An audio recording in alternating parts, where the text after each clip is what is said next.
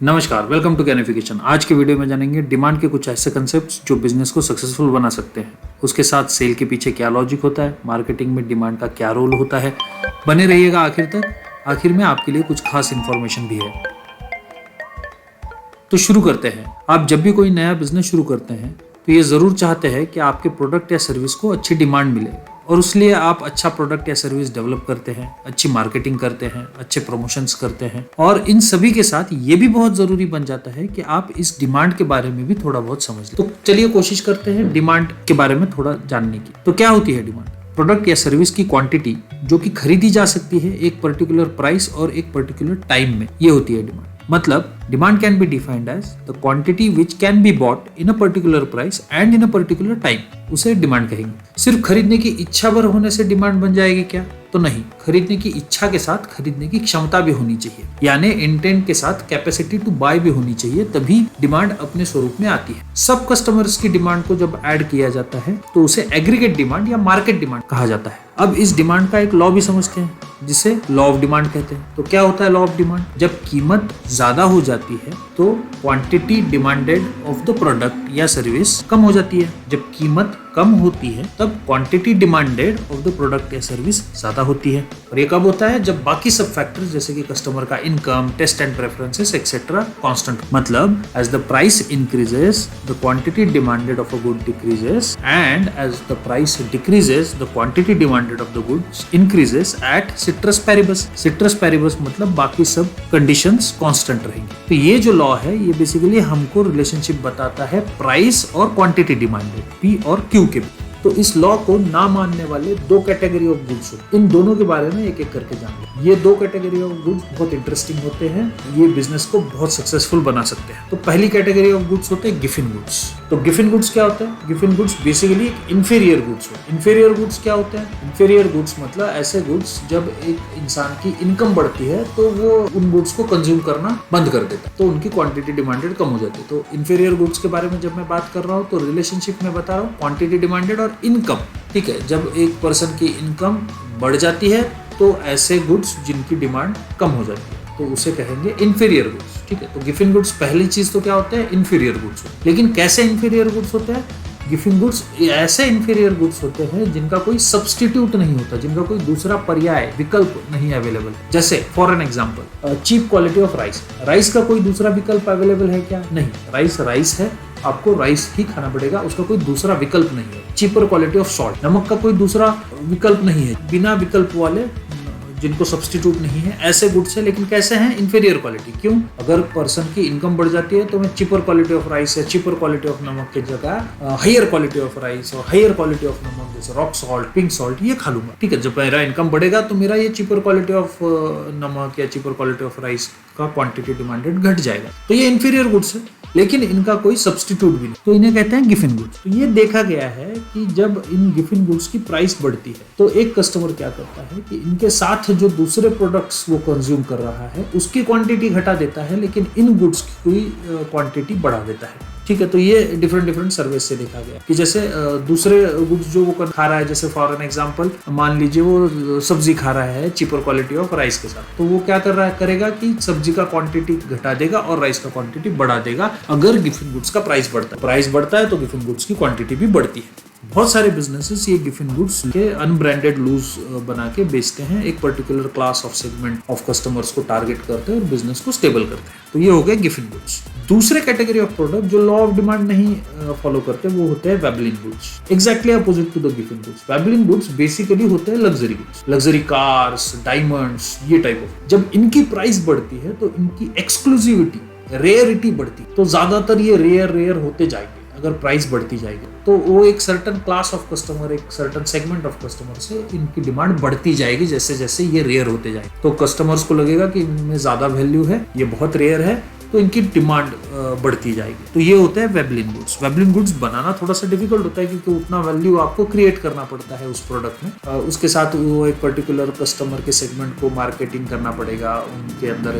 Promote करना पड़ेगा product और सर्विस को। लेकिन ये प्रॉफिटेबल गुड्स होते हैं, इनको भी बना के बहुत सारी कंपनीज अपना बिजनेस स्टेबल करती है। तो ये होते हैं वेबलिन गुड्स। तो अभी हम लोगों ने देखा कि लॉ ऑफ डिमांड क्या होता है, उसको कौन से गुड्स फॉलो नहीं करते। अब हम देखेंगे कि डिमांड शेड्यूल क्या होता है, डिमांड शेड्यूल से डिमांड कर्व कैसे मिलती है, डिमांड को कौन से ऐसे फैक्टर्स है जो डिटरमाइन करते हैं या इन्फ्लुएंस करते हैं, assumptions behind law of demand क्या होता है, exceptions behind law of demand क्या होता है, ये हम देखेंगे। और इसको देखने के लिए हमें जाना पड़ेगा हमारे ब्लैक बोर्ड की ओर। तो लॉ ऑफ डिमांड, प्राइस जब बढ़ जाती है तो क्वांटिटी डिमांडेड आपकी डिक्रीज हो जाती है, जब प्राइस जब घट जाती है तो क्वांटिटी डिमांडेड आपकी बढ़ जाती है। ये कहता है लॉ ऑफ डिमांड। ठीक है, तो लॉ ऑफ डिमांड बेसिकली हमको प्राइस और क्वांटिटी के बीच का रिलेशन समझा रहा है। जब प्राइस 2 है मान लीजिए तो क्वांटिटी डिमांडेड 10 है, लेकिन जब प्राइस 6 हो जाती है तो क्वांटिटी डिमांडेड 5 हो जाती है। जब प्राइस मान लीजिए 10 हो जाती है तो क्वांटिटी डिमांडेड 2 हो जाती है। तो ये जब मैं प्राइस और क्वांटिटी के बीच का जो रिलेशनशिप है, ये जब मैं एक टेबुलर फॉर्मेट में लिख रहा हूँ तो ये बन जाता है डिमांड शेड्यूल। और जब इसी डिमांड शेड्यूल को मैं ग्राफिकल रिप्रेजेंटेशन देता हूँ तो हमें मिलती है डिमांड कर्व। देख लीजिए, ये वाई एक्सिस है, ये एक्स एक्सिस। वाई एक्सिस पे हमेशा होगा प्राइस, एक्स एक्सिस पे हमेशा होगी क्वांटिटी। अब इसको थोड़ा सा हम लोग प्लॉट कर लेते हैं। जब प्राइस 2 थी तो क्वांटिटी डिमांडेड 10 है, जब प्राइस 6 थी तो क्वांटिटी डिमांडेड, जब प्राइस 10 है तो क्वांटिटी डिमांडेड 2 है। तो हमें ये जो कर्व मिल रही है, इस कर्व को कहते हैं डिमांड कर्व। तो जैसे लॉ ऑफ डिमांड हमें पी और क्यू के बीच का रिलेशनशिप समझा रहा है, प्राइस और क्वांटिटी, वैसे डिमांड कर्व भी हमें पी और क्यू के बीच का रिलेशनशिप देती है। और ये रिलेशनशिप जो है ये इनवर्स है। प्राइस बढ़ेगी तो क्वांटिटी घटेगी, प्राइस घटेगी तो क्वांटिटी बढ़ेगी, उल्टा रिलेशनशिप है, इनवर्स है। तो इसलिए ये जो स्लोप है डिमांड कर्व, हमेशा डिमांड कर्व का स्लोप निगेटिव होगा, स्लोप हमेशा निगेटिव होगा।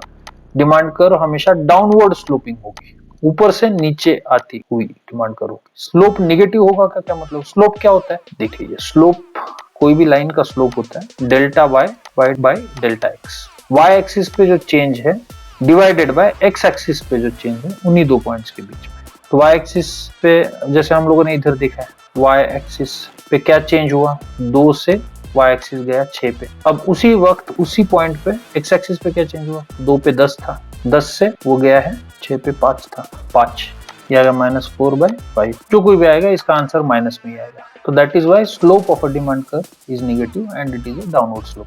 अब देखते हैं डिमांड किस चीजों से इन्फ्लुएंस होती है, डिटरमिनेंट्स ऑफ डिमांड क्या है, किस चीजों से डिमांड बनती है या इन्फ्लुएंस की जाती है। कुछ फैक्टर्स मैं यहाँ पे लिख देता हूँ, p of x, p of y, y, p, e of x, e of y, advertisement, government policies, इन सब चीजों से डिमांड इन्फ्लुएंस होती है या बनती है। ये क्या है, पी ऑफ एक्स एक गुड्स है, एक्स इसकी प्राइस। हम लोगों ने देखा प्राइस ज्यादा उस गुड की तो क्वांटिटी कम, प्राइस कम तो क्वांटिटी ज्यादा। पी ऑफ वाई क्या है, इस एक्स का सप्लीमेंट्री गुड। सप्लीमेंट्री गुड्स क्या होता है, जो गुड्स एक दूसरे के साथ एक दूसरे के कंजम्पशन को सप्लीमेंट करते हैं। जैसे फॉर एन एग्जांपल बाइक और पेट्रोल एक दूसरे के कंजम्पशन को सप्लीमेंट कर। बाइक खरीदी ज्यादा बढ़ती है तो पेट्रोल की डिमांड ज्यादा बढ़ेगी, बाइक अगर कम खरीदी जाती है तो पेट्रोल की डिमांड कम खरीदी जाएगी। अगर मान लीजिए पेट्रोल की प्राइस बहुत ज्यादा बढ़ती है तो लोग पेट्रोल से चलने वाली बाइक की डिमांड घटेगी, लोग कम खरीदेंगे, इलेक्ट्रिक बाइक की तरफ ज्यादा जा सकते हैं लोग। तो इस वजह से प्राइस ऑफ रिलेटेड गुड्स भी हमारे ओरिजिनल गुड्स के डिमांड के ऊपर फर्क करती है। वाई क्या होता है, income, income of the customer, customer की इनकम बढ़ती है। हमारा प्रोडक्ट जैसे हम लोगों ने देखा अगर इंफीरियर प्रोडक्ट है तो उसकी डिमांड घटेगी क्योंकि कस्टमर्स की इनकम बढ़ रही है, वो हायर क्वालिटी प्रोडक्ट्स डिमांड करते रहेंगे। टेस्ट एंड प्रेफरेंस, फैशन बदल गई, टेक्नोलॉजी बदल गई, नई चीजों की डिमांड लोग करेंगे तो टेस्ट एंड प्रेफरेंस भी इंपॉर्टेंट है। एक्सपेक्टेड प्राइस ऑफ एक्स कि इसका फ्यूचर में एक्सपेक्टेड प्राइस कम होगी, जैसे समर में किसी चीज की सेल लग जाती है या विंटर में किसी चीज की सेल लग जाती है तो समर में वो सस्ती मिलेगी इसलिए अभी नहीं खरीदेंगे या समर में ज्यादा खरीदेंगे, तो डिपेंड्स।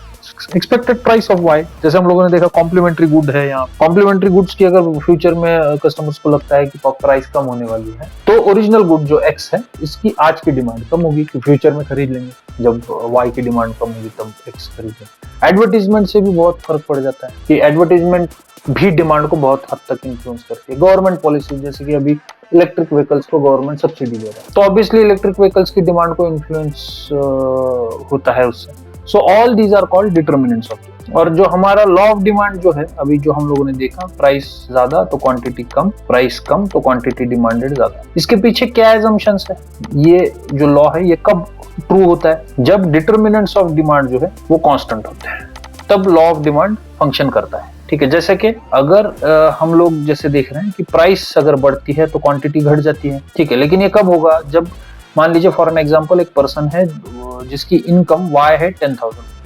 जब उसकी Y जो है ये 10,000 है और ये कांस्टेंट है, तभी उसकी प्राइस जब बढ़ती है तो क्वांटिटी डिमांडेड घट जाएगी, या प्राइस जब घटती है तो क्वांटिटी डिमांडेड बढ़ जाएगी, क्योंकि उसको 10,000 में ही मैनेज करना है। अगर उसकी Y बढ़ रही है, अगर उसकी Y मान लीजिए 10,000 से उसकी इनकम 10,000 से बढ़ के 50,000 हो रही है, तो उस केस में ये particular set of price and quantity नहीं रहेगी, क्योंकि उस वक्त 50,000 में शायद से प्राइस अगर 10 भी हो जाती है तो भी क्वांटिटी घट के 5 नहीं होगी या 1 नहीं होगी, क्वांटिटी उस 10 रुपए के प्राइस में भी क्वांटिटी शायद से 10 ही बने, क्योंकि इनकम बढ़ गई है। तो ये फर्क पड़ जाता है। टेस्ट एंड प्रेफरेंसेस चेंज नहीं होनी चाहिए, फैशन कोई नया आ गया वो वैसा नहीं होना चाहिए, वो भी कांस्टेंट होना चाहिए। तो एट सिट्रस पैरेबस हम लोग बोलते हैं। तो लॉ ऑफ डिमांड को जब हम लोग डिफाइन कर रहे हैं तो सिट्रस पैरेबस मतलब बाकी अदर चीजें कांस्टेंट रख के हम लोग define. So these are all the assumptions, और हम लोगों ने एक्सेप्शंस भी देख ही लिए हैं कि वेबलिन गुड्स और हमारा गिफिन गुड्स, ये हमारे एक्सेप्शंस हैं। तो इस सीरीज की इस वीडियो में आज यही रुकते हैं। अगर आपको ये कंटेंट पसंद आ रहा है तो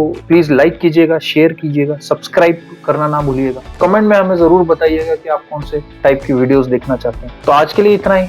टेक केयर और मिलते हैं नेक्स्ट वीडियो में।